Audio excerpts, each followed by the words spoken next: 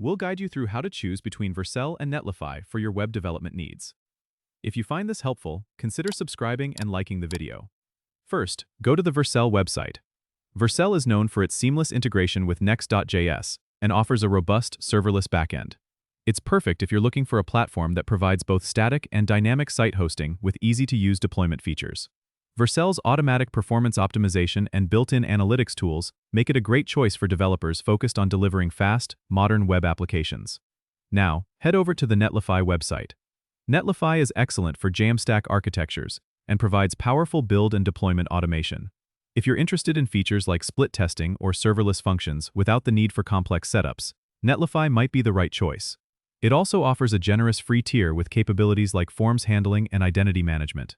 Consider your project needs. If your project is heavily reliant on Next.js and you want integrated analytics, Vercel might be more suitable. However, if you need a versatile platform with rich CI/CD pipelines and you're working on Jamstack projects, Netlify could be the better fit.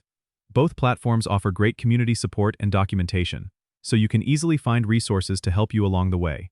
Evaluate each platform's unique features, such as deployment previews on Vercel or Netlify's simplified serverless function deployment, to make an informed decision. Ultimately, the choice comes down to the specific requirements of your project and your personal preference regarding ease of use and specific feature sets. Don't forget to subscribe and comment if this helped you out.